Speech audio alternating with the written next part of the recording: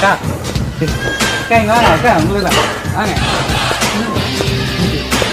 வாங்க இங்க வாங்கக்கா. யாரு தெரியல, யாரு என்னண்ணா பால் பண்டிகை என் பேரு, பக்கத்து ஏரியா தான். சரி. உங்களுக்காக தாக்கா வெயிட் பண்ணிக்கிட்டு இருந்தேன்.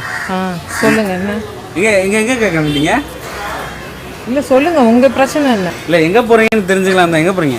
இல்லப்பா, நீங்க யாரு எனக்கு தெரியலப்பா.